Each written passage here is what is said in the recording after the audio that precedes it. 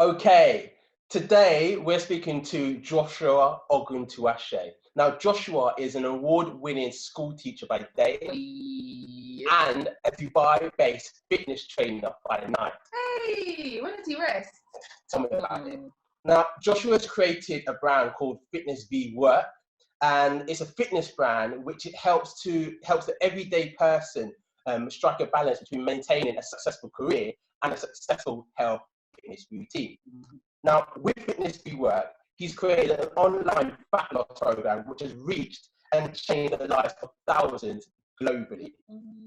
He's even been featured in Men's Health and has recently launched FitnessvWork app, which is going to offer people support with fat loss, strength training, and much, much more. Now, I'm looking forward to chatting to this guy. Okay. Hey, Josh, how are you?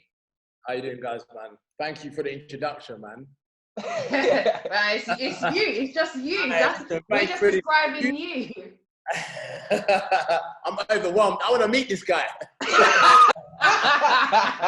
Yeah, he's quite all right. Yeah, he's quite all right. Okay, so today we're going to be chat and chilling. So we're going to be talking about things that nourish you. When we get to the chat, we're going to be talking about a topic that you wanted to discuss with us, a special topic. And then chill, we'll wrap up with things on culture, music, travel, and all that sort of thing. So let's chop. Okay, so if you were cooking for one of your heroes, who would you cook for? What would you cook for them, and why? See the concentration, like he actually wanted to be down mode, like he was like, wow. Okay, wow. Okay, if I was cooking for one of my heroes, who would I cook for, and what would I cook, and why? I'm gonna go protein pancakes. Okay. Pancakes, protein pancakes. Just to say pancakes, I'm gonna go pancakes. I would cook for Michael Jackson. Okay. Oh, that's big. That's big. Okay. So... Hey, listen, if he was still here, MJ could do some food, especially towards the latter years. So I'd cook for MJ. And why would I cook pancakes for him? One, because I think he could do beefing up, especially towards the latter part of his years. And two, I know MJ had a sweet tooth, so I know pancakes is something that he'd enjoy, and I'd also enjoy. And yeah, I'd consider MJ in many respects a hero of mine. Did you ever see him perform when he was alive? Oh, I did have tickets to This Is It back in 2009, I believe.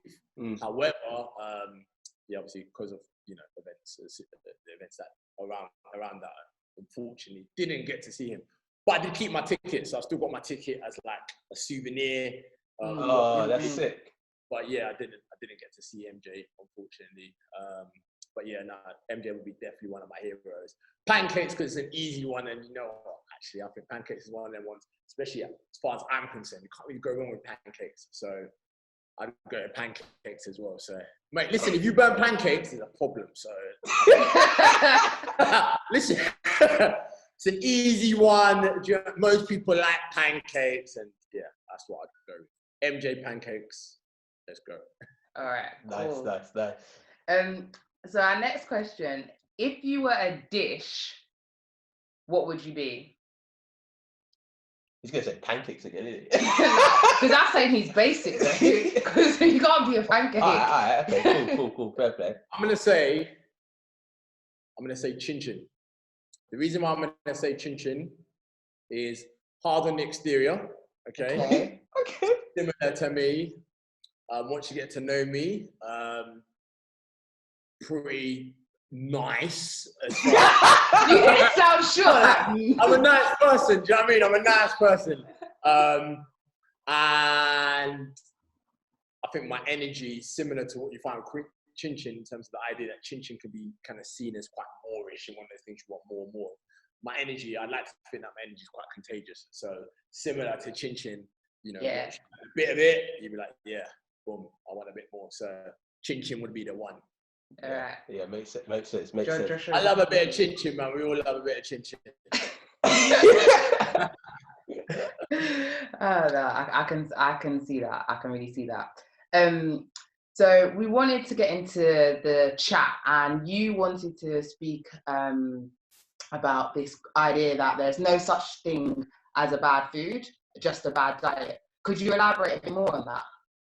I think sometimes the perception, as far as nutrition is concerned, is that we look at a specific food and we label it and we go, that's bad food, you shouldn't have that. So whether it's, I don't know, cheese, or whether it's chin chin, and let's get one thing straight, chin chin is not a bad food. And do you know what it is though? Growing up, one of the things that my mom always said to me, which is like, when she used to say early on, I was like, yeah, whatever. She used to say, look, Josh, excess of everything is too much.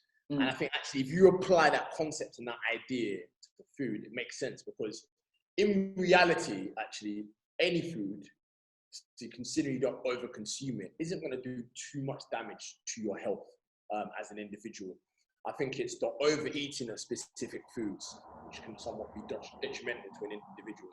So when people label foods as bad, having a hot dog once a week isn't necessarily going to make you overweight. Having 6 or 7 or 8 hot dogs across the week over a prolonged period of time might then result in someone having health problems, might lead to someone being overweight. Same with chin chin, same with burgers, same with chocolate, same with sweets, same with, pounded jams. Like, you know what I mean? All these other foods that we talk about actually in many aspects. But I mean, I know alcohol might be a little bit different. They're all nutritious. They have their own nutritional benefits in themselves. And I think sometimes the misconception is we try and demonize foods and say, this food is bad, that food is bad. Well, actually, no, it's not. And actually, we looked at, if our perspective on foods was actually, if I eat this in moderation and I understand its nutritional contents, then I can crib it into a balanced diet. No problem at all. So I think, when I think about the idea of bad foods, that's what I kind of look at. I don't think bad foods is the issue. Bad diets is having basically all these foods over a prolonged, or over consuming these foods is what the issue is. Do you know what I mean? So like, if I say to people, like, sometimes people look at specific foods and go, that's junk food. Well, what's your perception of junk food? Like, do you know what I mean? I think really and truly, there's very few people I know in this world who just eat fruit, veg, and complex carbohydrates, and do you know what I mean? And just drink water and won't have fizzy drink or anything like that. No one's like that. And I think the issue with obesity, and obviously we're in a situation where, especially in Western society, we're facing the biggest obesity pandemic ever, pandemic crisis, should I say. The issue with it isn't necessarily bad foods, but it's actually people being inactive, and actually 2, people having bad diets, so over-consuming foods and actually not necessarily understanding the importance of a balanced diet. And a balanced diet isn't necessarily a clean diet. A balanced diet is a diet where you don't necessarily over-consume on specific foods. Do you know what I mean? Even water is, having too much water is bad for you. Do you know what I mean? So I think that's one of the things that I think is an interesting area. I feel passionate about people demonizing foods, and I think that's what makes people unhappy to an extent. And why I say unhappy is purely because of the fact that if someone goes on a diet over a prolonged period of time, you will find that they'll cut out some of the foods that they really enjoy eating. They're like, yeah, I'm not eating biscuits, I'm not eating sweets. You know what I mean? They'll be like, I'm not eating crisps, I'm not eating this. And I mean, look, great. That's all good. But obviously after 8-9 weeks and you've reached your goal and you've reached your target weight, or you've burnt enough the fat that you wanted to burn, or you've gone on that holiday you want to go to, what's going to happen is those specific foods that you said, I'm not eating, is going to come back into your diet. Do you know what I mean? Naturally, because those are the foods that you enjoy. And because you basically kind of isolated yourself from those foods and you've deprived yourself from those foods, what you've actually done is actually you've got a period where you've not necessarily kind of educated yourself in a way of being balanced. You've just kind of been over restrictive. And what you find is actually you don't learn how to crib these specific foods into a balanced diet. So for example, let's use fat loss. Fat loss, the key component to fat loss, the only limiting factor of fat loss is a calorie deficit. So really and truly, actually, someone hypothetically speaking, you see it all the time with like the McDonald's diet. I ate McDonald's every day for 31 days and I still lost weight. Or you see it with this. And I'm not saying to anyone, eat McDonald's every day, because that's not good for your heart. Do you know what I mean? That has its own health detriments. And going back to what I was saying to you before about over consuming foods in excess, is bad for you and it's not necessarily good. But what I'm saying to people is actually, if you go through a period and go, I'm over restricting this stuff, and then stop, and then start including those things, because you've not necessarily, in most cases you find people go, oh, you know, I haven't got this holiday going up anymore. Do you know what I mean? I haven't got this challenge that I'm doing anymore. What I'm going to do is actually, I'm just going to eat these foods and start criminally eating biscuits, and I'm going to eat them. And in most cases, you find that from a psychological perspective, people don't eat them in moderation. And they don't eat them in moderation because their mindset is, I'm consuming this food just because I can consume this food. Do you know what I mean? And it's not a case of, okay, I'm going to consume this food and have it as part of a balanced diet. Do you know what I mean? As part of a balanced process. So yeah, I think the education around understanding bad foods don't exist, and I genuinely believe that bad diets exist, is massively important. And actually, once people get their heads around this concept, I think, and learn that actually, regardless of what their goal is, whether it's trying to build strength, whether it's trying to burn fat, or whether it's trying to build muscle, whatever it might be, when people learn that actually they can start to crib in some of their favorite foods in moderation, actually they can be successful, and they can be successful not just in the short term, i.e. when I go on a holiday, but in the long term. You know what I mean? I think that's it's really interesting you saying that, because like I love chips. Like in it, Mex knows I love chips. She likes chips. No, I really like chips. I really like chips, and I really like crisps. Yeah. And I always tell people I would never give them up, because once I give up chips and crisps, I've given up my happiness. Like that's how I feel. Like there isn't any kind of, there's nothing. No, for me, I know I like chips, and I have in my head, like, I've kind of worked out the regularity of which I can eat chips and be happy, but also like it can be okay for my health. But like it's probably put into my diet. Like I like chips. I want to have chips on the regs. I want to have chips. I like chips. And you know what? You should be allowed to have chips. There's nothing wrong with having chips. Do you know what I mean? Because I think in reality, I mean, without kind of diverging too much, the nature of some of these foods, i.e. chips, chin, biscuits, chocolate, all these hypothetical foods, which they're designed actually for us to want to crave them and love them. And actually they're all around us. And the truth is we enjoy them.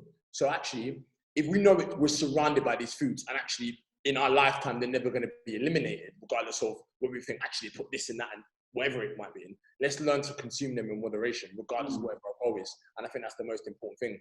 Yeah, I think it's a super important lesson. Like, yeah, I can't, what you just said, a balanced diet isn't necessarily a clean diet. And I think it is so important what you said about if people can get their head around it, because it sounds obvious when you say it, but I don't necessarily, and I would probably take the point myself that I don't necessarily haven't yet subscribed to that rhetoric, and I definitely need to kind of think more about what you said. I wanted to know, just obviously, a lot of things people see on maybe like your social media profile is all around the actual activities, but like how much of that education is part of the FitnessvWork actual like fat loss program? So the FitnessvWork concept was built on my lifestyle. So I started it just purely as the fact that I was trying to show people, I mean, online we've got so many people who are full-time personal trainers. We have so many people who are bodybuilders trying to train for competitions. We have so many people who are full-time Instagram models and so forth. And I was like, okay, cool. I'll come into I deleted social media. I deleted social media back in 2015. And I remember we were going to a convention in Birmingham. It's a fitness expo. And we're driving back. My boy was like, look, listen, I think you should have Instagram again. And I was like, my issue with social media was the fact that I didn't want to have social media just to impress people. I wanted to have social media to empower people. So actually back in 2015, or 2015, 2016, even though I started FitnessvWork officially in 2017. I was like, okay, cool. Let me just show people what I do in terms of just me trying to go to the gym and, me trying to eat nutritious foods and the kind of foods that I eat and how I try and balance that. And I think when we go think about the idea of food, I think what FitnessvWork is trying to kind of appeal into the hearts of the normal person, the average person, like me in many senses, the person who works the 9 to 5, who isn't necessarily an extreme healthy eater, and who isn't necessarily someone who goes to the gym every single day, but has found success in being able to balance the two things, in understanding the education between actually for example, like we talk about bad foods and, you know, bad diets, understanding actually I can have these biscuits as long as it kind of factors into my overall nutrition and my macro intake. You know what I mean?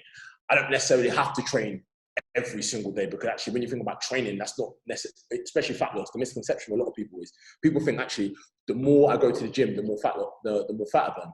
That's a misconception, because actually the more fat you burn has to do with actually how active you are across the day.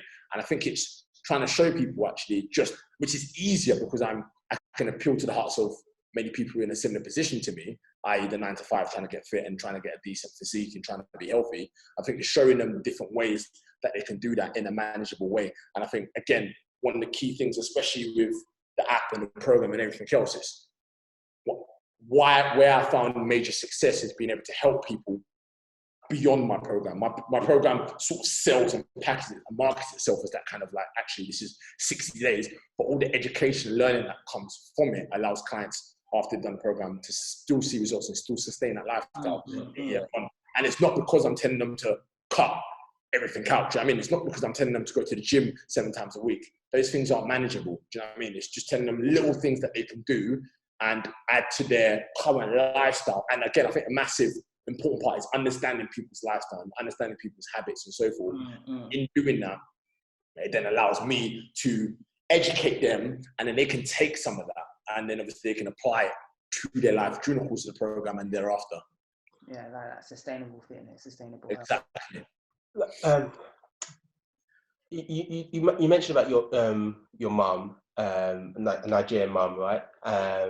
And obviously your program's global. You're now based in Dubai.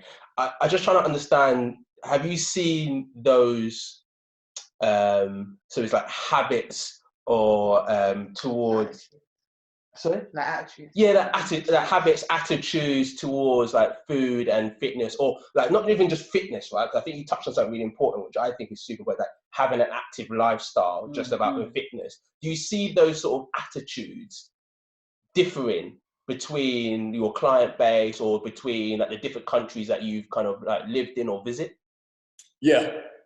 I think obviously, especially in countries like the UK, which is where I grew up, we're very fortunate. We've got things like MyFitnessPal, which, you know, we can log things and count our calories. You know what I mean? I think there's a bigger focus on fitness and how you look and appearance tied into American culture and so forth. I think the attitudes are there. I think sometimes what differentiates, for example, let's just say, for example, someone in the UK versus Nigeria is one, access to resources and also education. And I think it's interesting to talk about my mum. No one knows this actually, but my mum was actually diagnosed as a diabetic 2-3 years ago. And actually, when I look at, last year, she lost close to 15 to 20 pounds. And all I said to my mum is, okay, cool, let's look at your diet and let's look at some of the things that you're doing. And let's try and make some alterations. And I'm not going to get my mum on a 60-day challenge. I'm not going to get on one of those programs because my mum is just not going to follow it. Actually, how do I use this app? What training pro? How do I log this food? And you know, all that massive difference to my mum was that, Mum, let's look at processed foods, okay? Let's look at sugar. And let's just try and be mindful of how we're consuming those things where possible. And let's try and get a bit more active. And let's just go for a walk.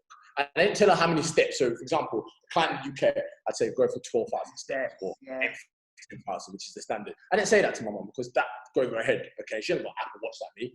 So all I said to her is, Mum, in the evening, just try and go for a walk for me. Do you know what I mean? Okay, just go for a walk where possible. I know you've got obviously Nigerian culture. You know what Nigeria is like. You know, she's got a house, boy, a house help. I was like, Mum, just try and be a bit more active domestically for me as well. It made a massive difference to her life. The fact that one, she was active domestically, and two, actually, she cut down the mineral, as you'd call it. She cut down the Fanta. She's drinking water. And you know what it is, though?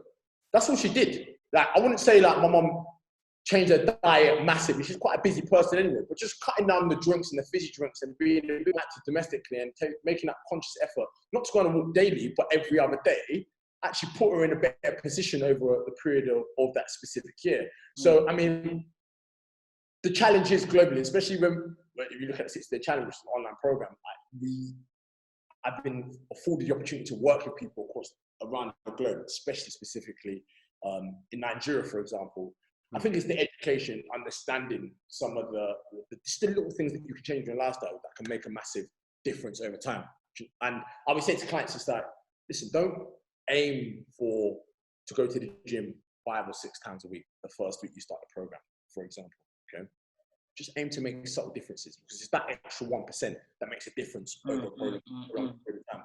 And I think that's what I try and get into my clients' heads. And I think I try and build a program which is easy to understand. I think it's easily digestible, and without kind of going into the science of things, just simple things of, okay, look, just try and go for a walk once a day. And, you know, actually, if you can do that, all right, great. Try and achieve 10,000 steps. Okay, well, try and change your Coke to a Diet Coke, or Coke Zero, for example. Just those little changes make a massive difference over time. So yeah, to answer your question, I think the biggest difference, especially when you're kind of building a program that's going to be accessible to people in different countries, is culture and understanding, and having an understanding of those cultures. And I think even if you look at my mum, one of the challenges was when I was like, go for a walk, she's like, how can I go for a walk? Where? There's no pavements. Where shall I walk? Do you know what I mean? And I think for my mum, I was just like, okay, cool. Well, outside your shop, like what about around your shop area? Can you kind of go, okay, cool, I'll go there. And I think some of the things that we take for granted in like just Western countries, for example, the UK, Dubai, we've got pavements where we can walk. And even in the UK, the massive difference between UK and Dubai clients, for example, is it's so much harder to walk in Dubai. I mean, when I was in the UK, it's to average out about 16,000 steps. Now I'm in Dubai, I consciously have to try and do 10,000 steps, because actually the facility and the opportunity to walk in, actually, I'd argue, is so much harder in the UK, where you can take public transport. By the time you take public transport, by the time you walk to the shops, all these little things make that massive difference. And going back to the point I was making to you originally about the obesity issue and why that's at the highest, is because actually, if you look at a lot of Western countries, 10 years ago, we didn't have Uber Eats, we didn't have delivery, we didn't have all these things that brought things to our doorstep. At least if you want to eat your junk food, at least we will afford the opportunity to go and walk to the shop and be a little bit active in that journey to get to the shop. So, you know what I mean? We don't have those little things. So I think it's one about obviously just understanding people's cultural surroundings, and I think two, the education and providing education. And I think the problem with, many industries, I think, especially with the proliferation of social media, there's a lot of incorrect information, misinformation in there. And I think it's just trying to get people to understand, actually, we do the basics. And I say to people, I even tweeted today that the most underrated yet single-handedly most effective form of cardio is walking. And I think when you look at it that way, now you don't have to invest in a treadmill or a cross trainer or anything like that. Just walk. And many of us are fortunate where we have the opportunity to just walk. Do you know what I mean? Regardless of where we are, regardless of how much money we have, we can walk. So actually, that's one form of exercise which is universal and accessible by anybody. So again, I think in terms of like building the program, I think it's understanding those things and being able to build those things, build those elements within the program, which is accessible to everyone. No, that was sorry. I was like, yeah. I was just learning, man. I was just yeah, good. Sorry, I was ranting on. My bad, man. No. I just have to ask one more question. Go on. Because I think what you said is so interesting. I remember when I was looking at getting a PT, and things were going really well with my conversation with my potential PT, and then he tried to tell me that I'd have to like not eat like a goosey and stuff, and I was like, nah, mate, you're thinking about this wrong. I was like, I don't want to train her yet. That's going to tell me the food of my heritage. And he was Nigerian, and I was like, you're not happy in life. I was like, you can't be happy. And so, and when you talk about the incorrect information, like I don't have nearly the amount of knowledge you have, but I see it for myself when I'm lying. I'm like, this person's peddling lies. Beyond the bad food, bad diet thing we just discussed, if there was one myth that you could debunk for people about like fitness or becoming active and looking after yourself, what myth would that be?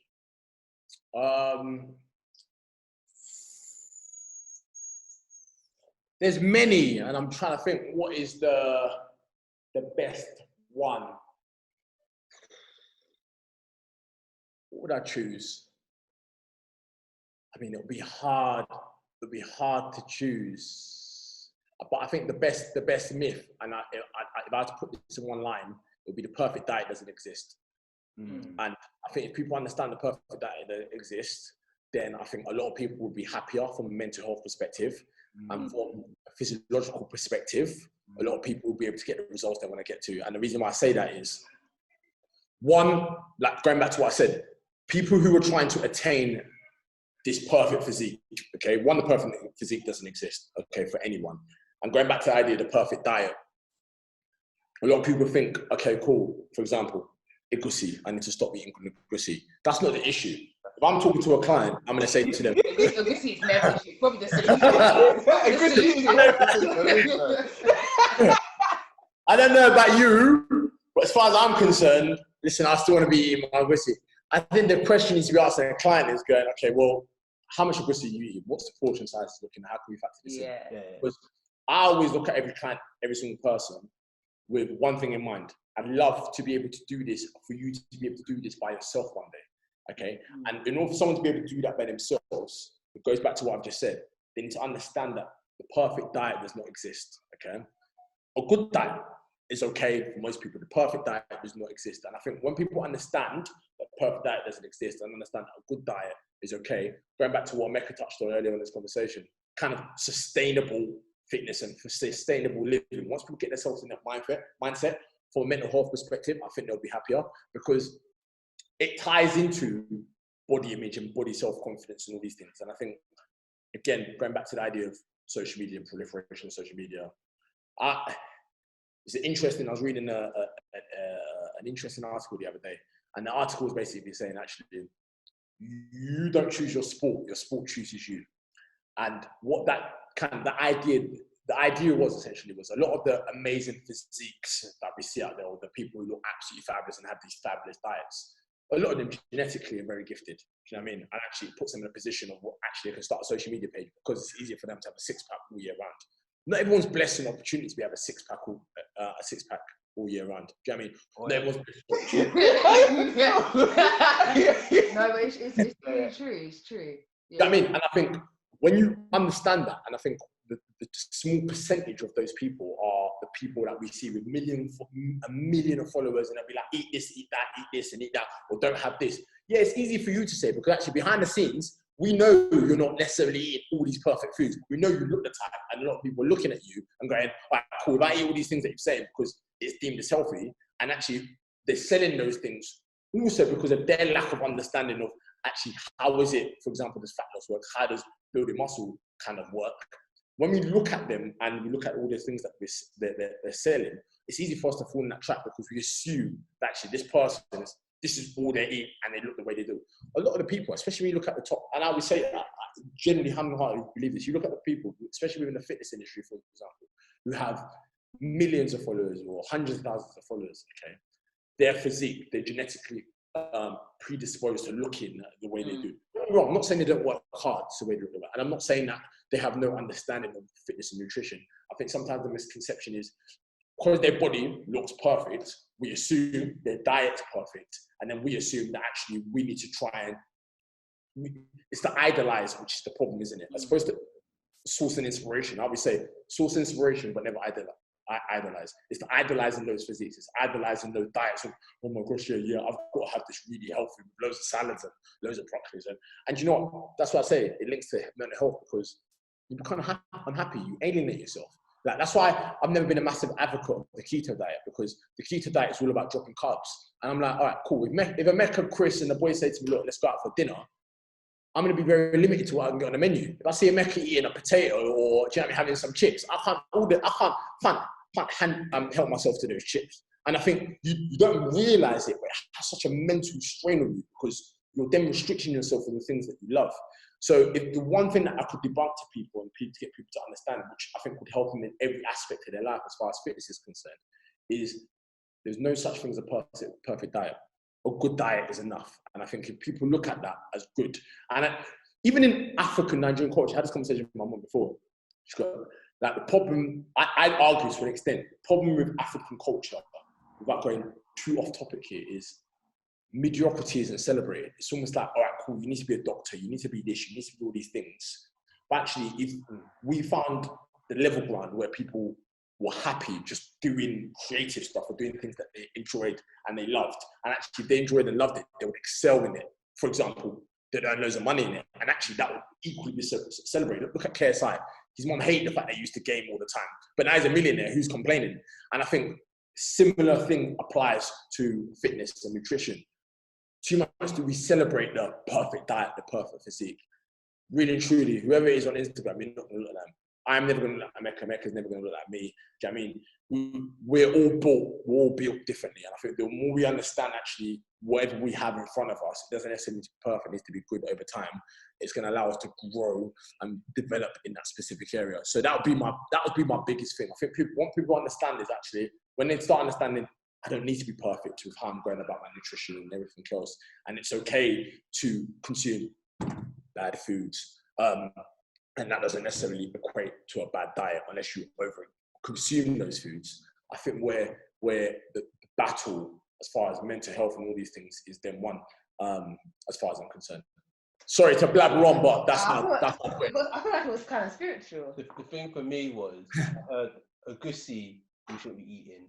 And then I heard you mention about like the keto diet taking is like stopping people having carbs. And I was just like, Ebo and a goosey. Like those are my two things. So like, nah, that can't work for me. So I'm on your kind of train of thinking, like just definitely moderation, because I'm not taking them out of my diet.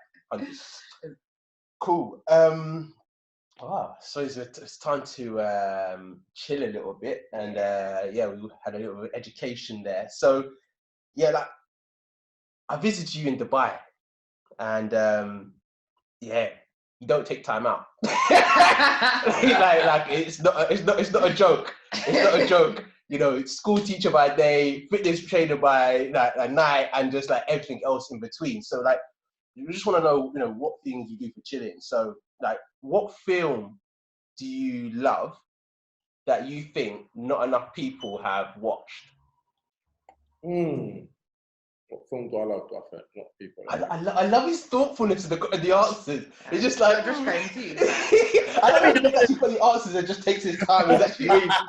Do you know what it is? Is because when you say that, in my mind, I don't want to say something and then look back at this and go, nah.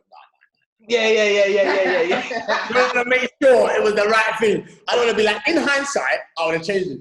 So, wow, what film have I watched that I don't think enough people watched, or one of my favorite films? I'm trying to think. Actually, that's a good question. I'm a film like I like to watch my films a lot. It's difficult. I feel like a lot of my favorite films have been watched, and they're quite popular films. But I would say Freedom Writers. Freedom Riders. Oh, yeah, I haven't seen that. Yeah. The reason I say I know about it, but I have a recollection of what it is, but I can't. I think I may have watched it once, but I really can't remember it at all. So I think the reason I think most people should watch it, I think it kind of shows to understand the power of relationships. And actually, to give you like a short overview, it's basically about a school teacher and Mario. Do you remember Mario? Oh, yeah. Baby, you got what I need. Rendition. Hey, girl, I can be him. He's one of the main protagonists in the film itself, and I'd say, I think it's just understanding how the power of relationships, and this understanding the power of knowing that whatever we put our mind to can be achieved. And it's basically a school teacher who takes basically kids in a deprived area who had very little hope of exceeding or becoming anything, and basically she kind of teaches them poetry, and through that, actually a series of passions come through that, and they take on the idea, and then they become better people, and they do something in life as a result of that. I mean, the film itself comes with its own perils, but I think for me, that's not necessarily, it's not the most popular film, but I think it's one definitely watch it because I think the hidden ideologies behind the film of, like I said, limitations and the power of knowing that actually, as long as you're prepared to work to something, then you can achieve that. And the power of relationships and how important relationships can be in bringing to life big, profound ideas. is one of the reasons why I'd recommend the Freedom Rise. I'm going to say the Freedom Rise. Cool. As you were speaking, it was coming back to me like slowly about what it was. But I think your point, like what you just said, just makes me think, I need to watch it again. I need to watch it again. No, because also when you like watch a movie again, especially like maybe when you were a kid to now when you're an adult, you have a different sort of mindset. You kind of pick it, the sort of the hidden messages. How it hits you more like more closer. Like definitely, like yeah, I'm gonna chuck it on this weekend. And on to reading. If you were recommending a book to the teenage version of you, what would it be and why? Wow. No, I thought the camera had frozen. I was like, it's Josh there. There's only one book that I've read 3 times. I'm going to say The Magic of Thinking Big by Richard Swartz. And the reason why I say the younger self is my mum worked really hard. And I think she had to make a lot of sacrifices for me and my sisters to have the life that we have. Or should I say, actually, I'm going to reword that. For me and my sisters to have the opportunities. And I think the magic of thinking big as a young child, and especially in this day of age, I think it's massively important, going back to what I said before, limitations, thinking big. And I mean, like that, it's an interesting conversation that me and my mum had, and we used to speak about it like a lot, especially when I left university and I didn't go into any of like your professional service industries, and I was just kind of there. And we kind of came up, and I basically, like, it's interesting. She was saying to me, and we were having this conversation to ourselves, and I kind of said to her, I was like, yeah, Mum, you're right. Because she was just talking about, look, Joshua, just do the things that you want to do, and obviously just try and do them well. Because really, truly, the person who invented this toilet roll is a millionaire. The person who invented this table that I'm having a conversation with is a millionaire. And and I was like, yeah, Mum, that's true, isn't it? Job satisfaction over job credibility. Yeah, job satisfaction over job credibility. And I think a lot of us go into roles and go into positions and try and do things in our lives with a title in mind, assuming this looks great, as opposed to this is actually what we want to do. And going back to the book's all about kind of thinking about, okay, what are your strengths? What are your passions? And actually, as far as those things are concerned, how can you achieve things to the greatest of your potential with those things in mind? And what are your limitations? And I think it was so interesting. And Emeka, don't get gassed. Because in the book, listen, I'm Nigerian. I can't promise that. In the book, it said study, and bearing in mind, I'll be honest with you, the last time I read this book was 2015. The first time I read it was 2012 after I graduated. In the book, it says, study your least successful friend. Study your most successful friend. And it's very interesting because in many aspects, how you define success and how I define success then is probably a little bit different to how I define success. And actually, when I looked at some of my friends, I'm actually one of those people that I'd put on the other spectrum of success, even though obviously you were doing, you know, the eccentric thing back then. And I think it was like, what I find interesting was like, don't study what they're doing. It doesn't really matter what they're doing per se, but study their characteristics and define their success by their characteristics. And I think it was those little things in those books that I think has literally changed my life. So, and even when I looked at end of the spectrum, and it said pick one friend at each end of the spectrum, I picked about 2 or 3 at each end. And I think when you look at the characteristics and study their characteristics, even my younger self, I wish I read that a bit younger, because actually when it's easy to look at someone and go, all right, here's how you become a millionaire, or here's how you start a business, or here's how you get a 6-pack. But actually, if someone's asking you to study the people who you feel like actually is going to elevate you, or you feel like study the people who you feel like are doing great things, or study the people who you feel like are constantly progressing, and you look at them and actually you can start to see similarities like in those 3 people you studied at the top end and similarities to the people who studied at the bottom end. It's mind-blowing.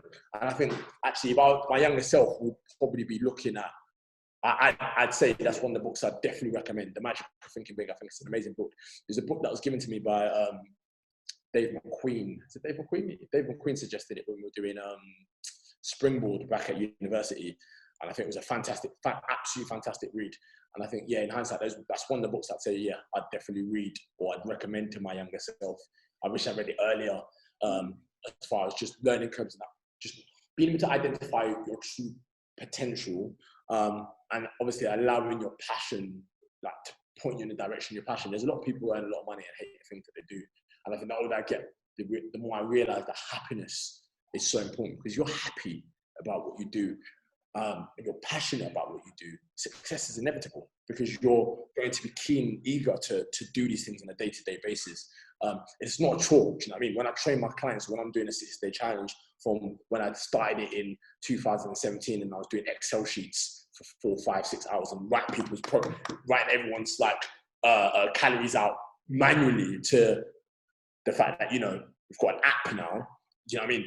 All these little things, you realize that actually the reason I've been able to make that transition or make that progress is because of the fact that I love this thing. I enjoy it. I live and breathe it. I get the same question all the time. Joshua, what's the best exercise I do for my lower abs? Do you know what I mean? To get rid of lower belly fat. Joshua, what's the best? How many calories do I need to eat? Joshua, how do I grow a big chest? Joshua, I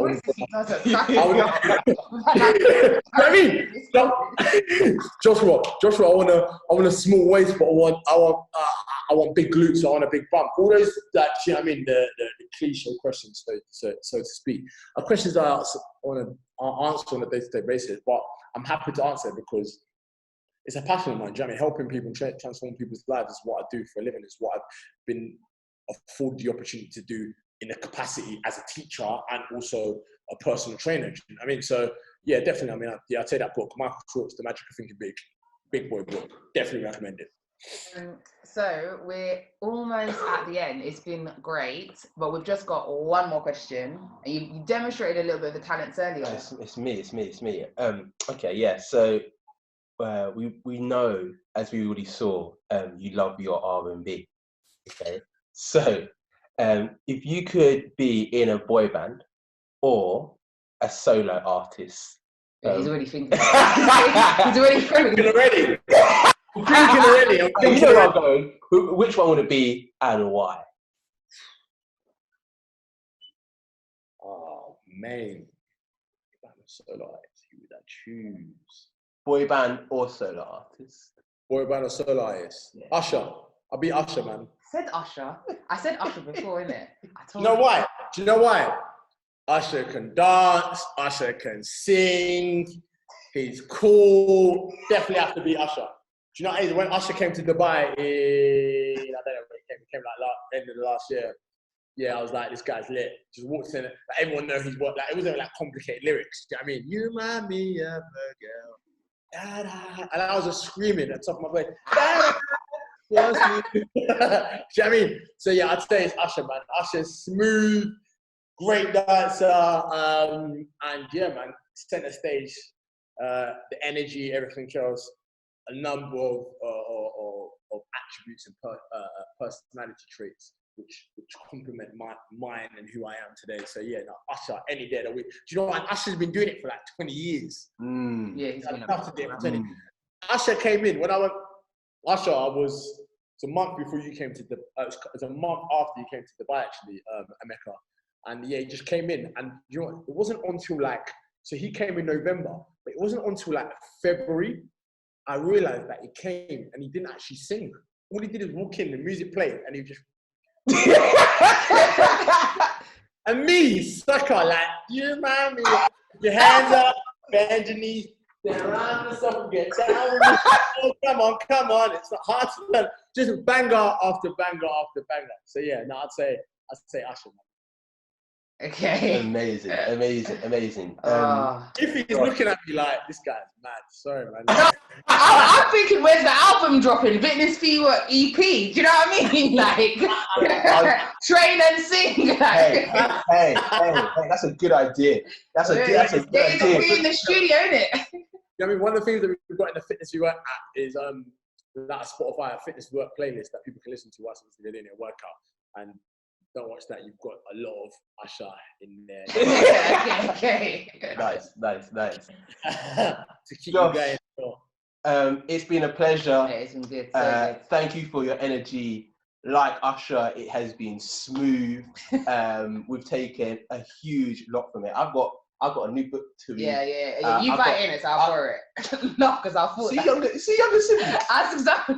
see that Niger hustle right there. Yeah. I'm an entrepreneur. Understood. But yeah, Honestly, thank you. so much. We can't wait to share this with the community, and we'll chat to you real soon. Take care. Yeah. Bye. Thank you so much for having me, man. It's been a pleasure.